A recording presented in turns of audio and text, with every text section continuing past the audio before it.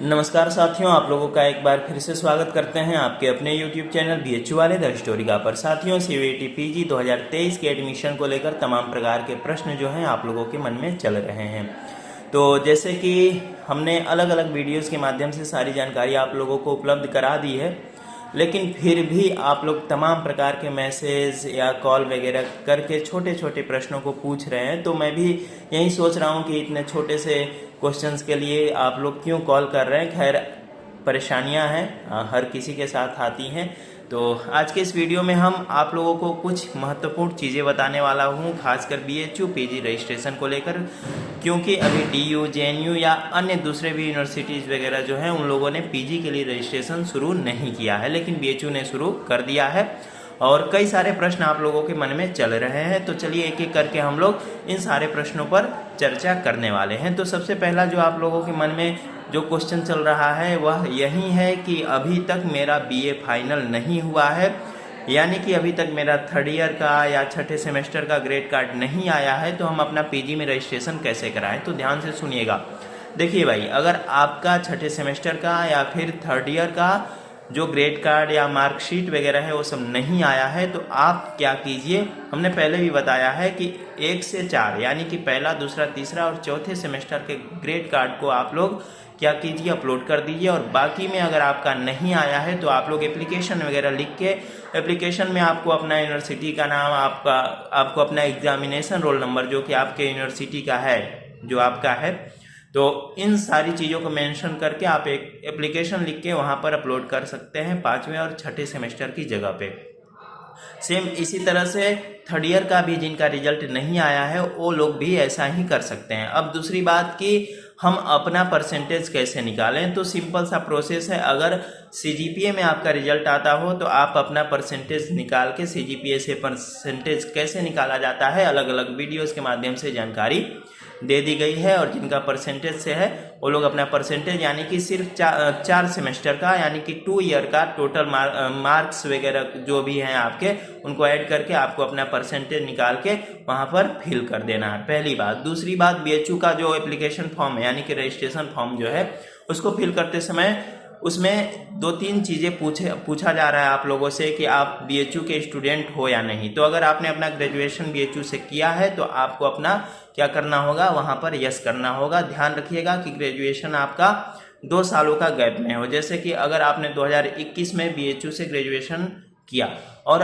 आप 2023 में फिर से BHU में PG के लिए अप्लाई कर रहे हो, तो आपको BHU स्टूडेंट कोटा का जो लाभ है वह नहीं मिलेगा। यानी कि आपको 21 और 22 2 साल की वैलिडिटी होती है। तो वैसे ही जो बच्चे 22 में पास आउट हैं उनको 22 और 23, और जो बच्चे 23 में हैं उनको 23 और 24 में BHU कोटा का लाभ मिलने वाला है।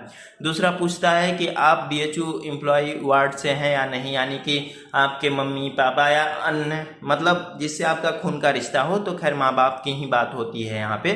तो यानी कि आपके मम्मी पापा में से कोई भी जो है वह BHU में काम करता है या नहीं। तो अगर करता है तो वहाँ पर हाँ करना है, नहीं करता है तो नो कर देना है। सारे बच्चे ध्यान से सुनेंगे। जो बच्चे BHU से नहीं है उनको नो करना है, जो है उनको यस करने के बाद आपको अपना इनरोलमेंट स्लिप वहाँ पर अपलोड करना होगा। तो यही सारी चीज़ें हैं, या फिर इनरोलमेंट नंबर अपलोड करना होगा, या फिर आपको अपना एग्जामिनेशन रोल नंबर जो है, जो कि आपका ग्रेजुएशन के टाइम में होता है, जैसे कि 81111 HIS 033 इस टाइप से करके जो भी होता है, तो उसे अपलोड करना होगा। BHU से जिन्होंने भी ग्रेजुएशन किया है उनको सारी चीज़ें अच्छे से पता होंगी। तो पहली बात ये रही। दूसरी बात क्या है, तो दूसरी बात यही है कि आप लोग बार बार पूछ रहे हैं कि मेरा OBC NCL या SC ST का सर्टिफिकेट जो है वह पुराना हो चुका है, तो हम क्या करें। तो देखिए भाई, पुराना हो चुका है, आपने नया अभी तक नहीं बनवाया है, तो आप एक काम कीजिए, पुराना ही अपलोड करके रजिस्ट्रेशन कराइए और जल्दी से नया बनवा लीजिए। क्योंकि अगर एडमिशन के टाइम आपके पास नया नहीं रहा तो आपका एडमिशन कैंसिल हो जाएगा, इसमें कोई कुछ नहीं कर सकता है। और आप पुराना अपलोड कर रहे हैं तो उसके साथ आपको क्या करना होगा, एक अपना एप्लीकेशन देना होगा, ठीक है ना। एप्लीकेशन देना होगा, जो कुछ भी चीज़ें हैं वहाँ पर लिखी गई हैं कि कब से कब तक का OBC चाहिए, कब से कब तक का EWS चाहिए, या फिर आपको अपना निवास वगैरह जो कुछ भी डॉक्यूमेंट है, आय, निवास या जाति प्रमाण पत्र वगैरह, इन सारी चीज़ों को तैयार रखना है। पुराना है तो नया बनवा लीजिए। कोशिश कीजिए कि सेंट्रल का बने, जो भी सर्टिफिकेट सेंट्रल वाले बनते हैं उनको सेंट्रल का ही बनवाइए, जो स्टेट के हैं वो स्टेट के ही बनेंगे।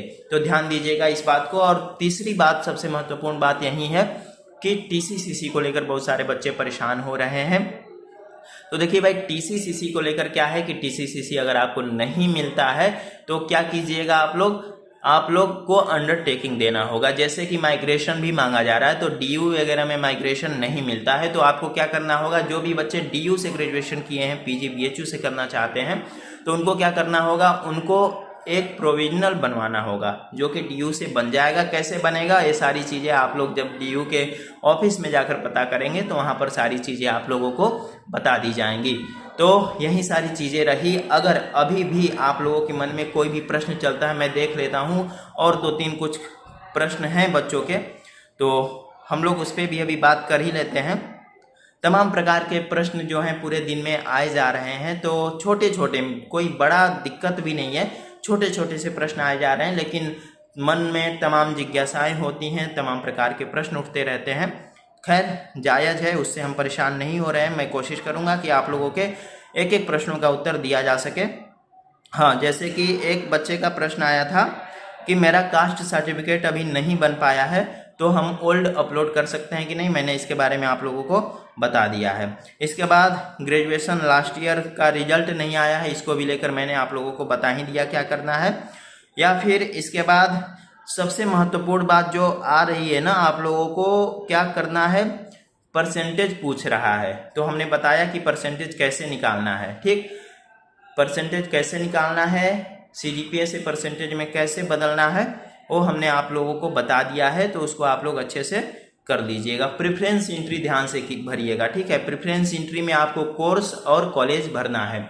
तो कॉलेज में क्या करना है, DMC यानी कि डिपार्टमेंट ऑफ मेन कैंपस होता है। MMB में PG के लगभग कोर्स नहीं चलते हैं, 2-3 कोर्स चलते हैं, बाकी जगहों पे MMB का ऑप्शन नहीं आएगा।